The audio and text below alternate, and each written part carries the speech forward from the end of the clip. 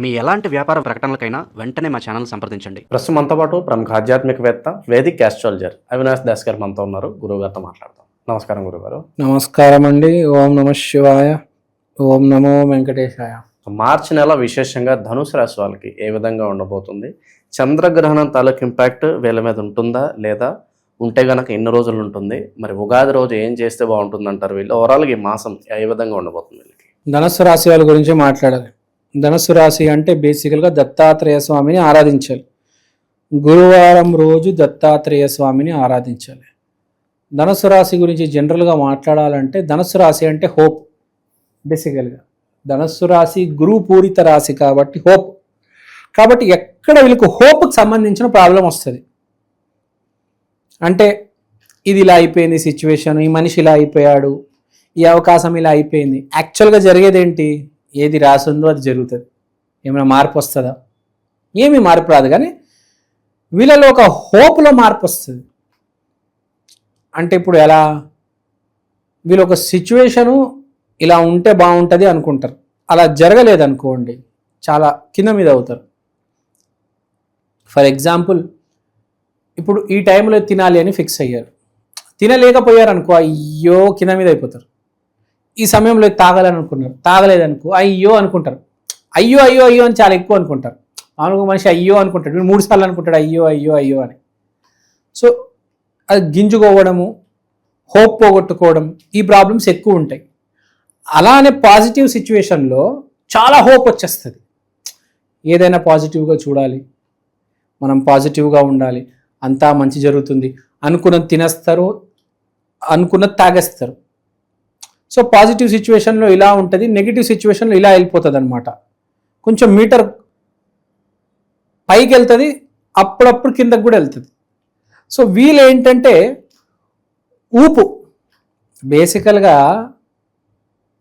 ఊపు ఉందనుకోండి మనిషికి, వాడు ఏ సిచ్యువేషన్ అయినా ఫేస్ చేయగలుగుతాడు. ఇప్పుడు మన రాముడు ఉన్నాడు, ఏ సిచ్యువేషన్ అయినా చాలా బాగా ఫేస్ చేశాడు.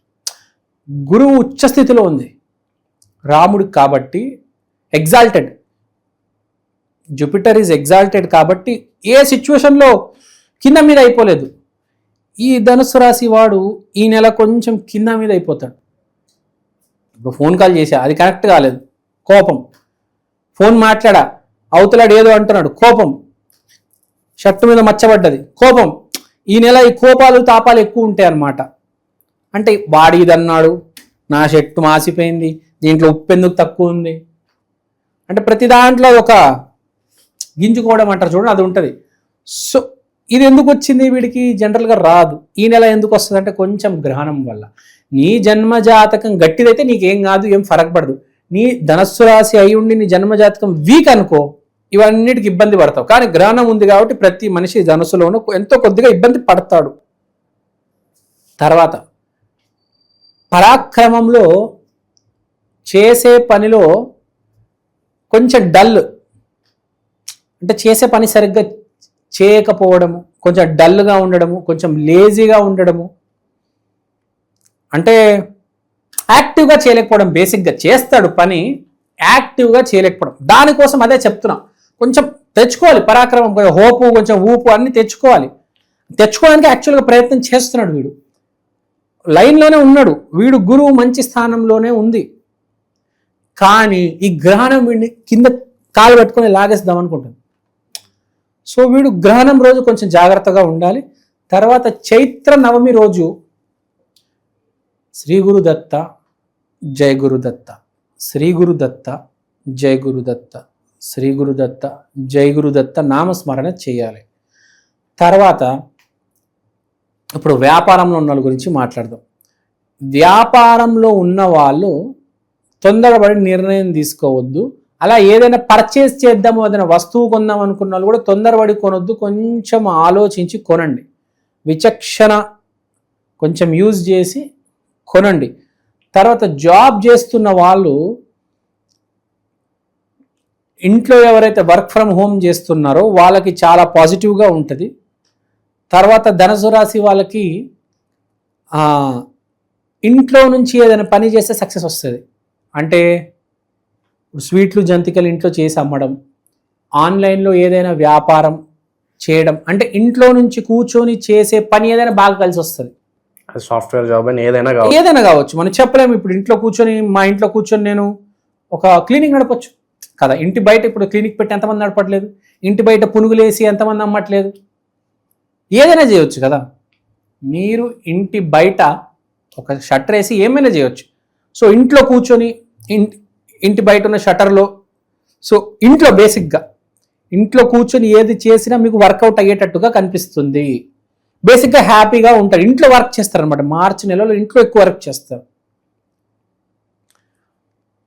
లేదా ఇంటికి ఏదైనా పనికి సంబంధించింది ఇంట్లో కూర్చొని ఫోన్ కాల్స్ మాట్లాడడం, లేకపోతే ఆడాలనుకోండి అల్లికలు కుట్లు ఇంట్లో కూర్చొనే ఎవరిదో అల్లిక ఎవరిదో ఏదో చూడిదారు చీరను ఇట్లా కుట్టడము ఇంట్లో కూర్చొని.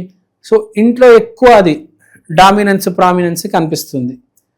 తర్వాత వీళ్ళు కమ్యూనికేషన్ రంగాల్లో ఎవరైతే ఉన్నారో వాళ్ళకు కూడా కొంచెం జాగ్రత్తగా ఉండాలి. కమ్యూనికేషన్ అంటే ఇన్స్టాగ్రాము, యూట్యూబ్, ఫేస్బుక్, వాళ్ళు కూడా కొంచెం జాగ్రత్తగా ఉండాలి. 3వ ఇంట్లో ఎక్కడో గ్రహణం ఇంపాక్ట్ 3-9 గ్రహణం ఉంది కాబట్టి కొంచెం జాగ్రత్తగా ఉండాలి. స్క్రీన్ మీద వచ్చినప్పుడు మాట్లాడేటప్పుడు కొంచెం జాగ్రత్తగా మాట్లాడాలి.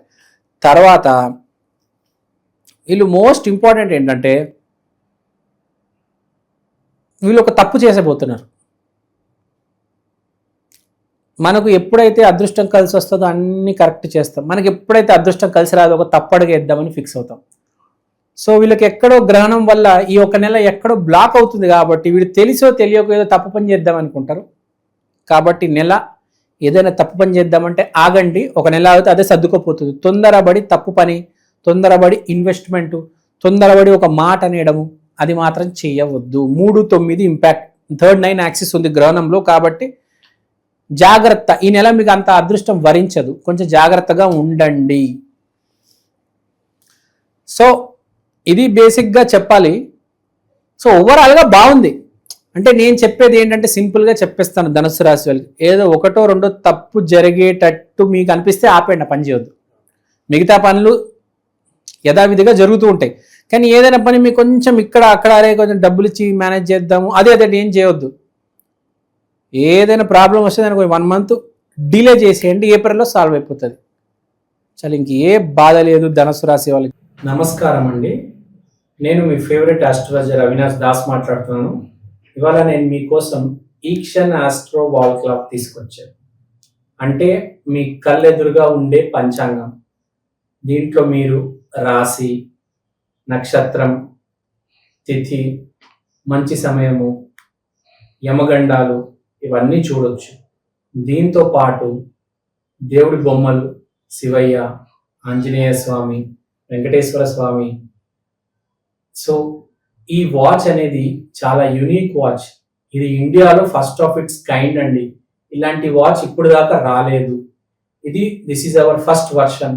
దీని తర్వాత 2.0, 3.0 అని touch screen versions, digital versions చాలా రాబోతున్నాయి. దీంట్లో జరిగే డిజిటల్ ప్రోడక్ట్ ఇంప్రూవ్మెంట్, దీంట్లో జరిగే రీసెర్చ్ ఇప్పుడు దాకా ఇండియాలో ఫస్ట్ టైం అండి ఇది రావడం. ఈ వాచ్ మీరు ఇంట్లో పెట్టుకుంటే మీకు ఏ క్యాలెండర్ అవసరం లేదు. ప్రతి సంవత్సరం క్యాలెండర్ కొనడం, ప్రతి ఉగాదికి క్యాలెండర్ కొనడం అవి ఏమీ అవసరం లేదు. పరిహారాల విషయానికి వస్తే ఎటువంటి పరిహారాలు బాగుంటాయి అంటారు? చైత్ర మాసం కాబట్టి రామాలయానికి వెళ్ళండి. ఏ రోజైతే రామాలయానికి వెళ్తే అదే రోజు దత్తాత్రేయ స్వామి గుడికి వెళ్ళండి. 2 ఇంటర్లింక్డ్ ఉన్నాయి ఇక్కడ, అందుకని చెప్తున్నాను. బేసిక్గా వేరే వాళ్ళకైతే ఏం చెప్తాము, గురువారం రోజు దత్తాత్రేయ స్వామికి వెళ్ళాలి, రాముడు గుడికి చైత్ర నవమి రోజు వెళ్ళాలి. కానీ వీళ్ళు ఏం చేస్తారంటే దత్తాత్రేయ స్వామి ఆలయం ప్లస్ రామాలయం, లేకపోతే కనీసం వాళ్ళ ఫోటో చూడడం, ఈ 2 చైత్ర నవమి నాడు జరిగితే మంచిది. ధనుస్సు రాశి వాళ్ళు బేసిక్గా ఏం ప్రాబ్లం లేదు, క్లీన్ చిట్. జస్ట్ కొంచెం ఇటు అటు అయ్యేటట్టు ఉంది, దాన్ని ఇటు అటు కాకుండా అక్కడికే ఆపేయండి అని చెప్తున్నాను, ఇంకేమీ లేదు. ఓవరాల్గా వీళ్ళ పరిస్థితి ఈ మాసం ఏ విధంగా ఉండబోతుందో మంచి విశ్లేషణ అందించారు. ధన్యవాదాలు.